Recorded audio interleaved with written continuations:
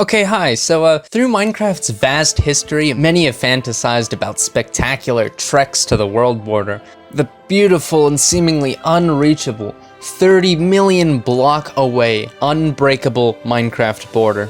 It's so far away that on a super flat world, it would take 3 months of regular walking, or 1.5 months of constant non-stop sprinting to get there. Now, players have tried and succeeded in reaching borders like this before. 2b2t players have used entity speed hacks and other quick glitching mechanics to get through long nether hallways in order to visit the border. Ray's Works and Ant Venom have both done videos on a currently obsolete nether portal glitch, which allowed you to get to the world border in just a few minutes. GeoSquare used this glitch in order to get to the world border in about 7 minutes. The only modern version of Minecraft user that I could find who has made it all the way to the border is Pippin, and he AFK'd the entire journey, which is a little bit of a cheat, but fair. Oh, by the way, did I mention it took several weeks to do?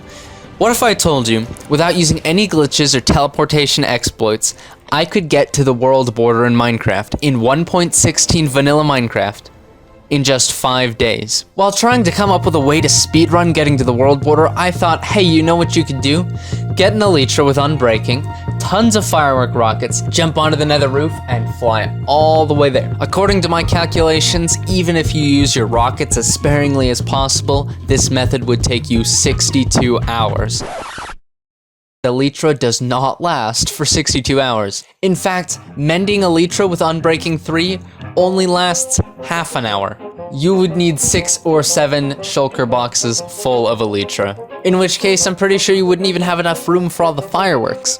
So this method was much too complicated, and I couldn't use automatic minecart glitches to get there AFK, because that's a glitch. I couldn't boat travel because the ice isn't there, and I can't fly with Riptide because it's the flippin' nether, there's no rain. But then I came up with an idea, which turned out to actually be faster than elytra travel.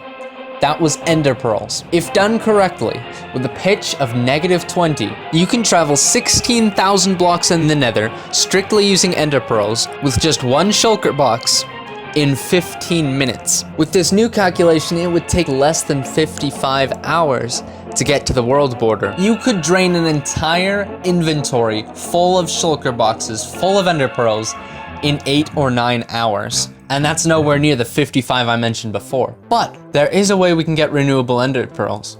Before we start on this run, if we build an enderman farm, then we can visit it every time we run out of ender pearls and continue on the journey. Okay, Ken, how are you gonna visit your enderman farm every time you run out of pearls? At the end portal, I'm going to place a bed. As I'm traveling, I will have 2 shulker boxes in my inventory. They will have the resources necessary for building 2 redstone contraptions. The first is a chunk loader. When I decide it's time to restock on ender pearls, I can freely open my shulker boxes, build the first half of a chunk loader inside the nether, like so, enter the overworld, and build the second half of the chunk loader on the other side. Now I can start the chunk loader going and build my second redstone contraption. This is a delayed stasis chamber. I'm going to use a very slow hopper clock attached to a third hopper, which, when full, will activate a trapdoor, sending me back to this stasis chamber. And because there's a chunk loader, it doesn't matter where I am in the world. As long as I'm in the overworld, I will get teleported back to this exact spot. Now you may be worrying that if I die, then the pearl, which is in loaded chunks, will despawn.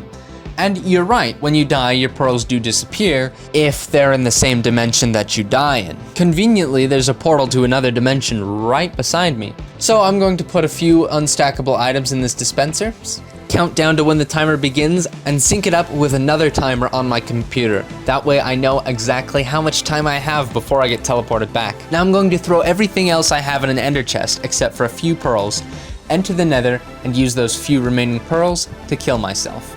Once I respawn, I can take my shulker boxes out of the ender chest. Conveniently, I will have also placed a chunk loader within the end portal chunk, where I've kept a potato farm growing so that I can get some potatoes for this next section. I'll farm as many endermen as I can before the timer runs low enough that I have to get back to the overworld. One scary thing about the stasis chamber is it will only teleport you back if you're in the same dimension that it's loaded in.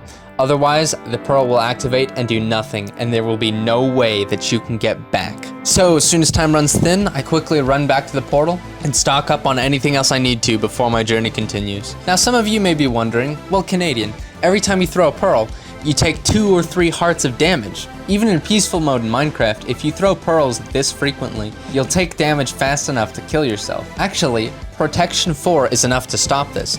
Wearing Protection 4 armor in peaceful mode, you will heal faster than you take damage throwing pearls, even if you throw a pearl every 2 seconds, which is about the rate you would be going in order to get to the world border. Now, factoring in restock times, it will take about 70 hours or so to get to the border, but a human being can't reasonably work for 3 solid days straight. So, during the time in which I'm asleep, I will place a heavy object on my spacebar and on my W and E buttons. The E will become my sprint key, and I will be sprint jumping through the nether for 13 hours. Every day I will alternate between 11 hours of pearl travel, which operates at about 21 blocks per second, and sprint jumping while I'm AFK, which gives me about 7 blocks per second.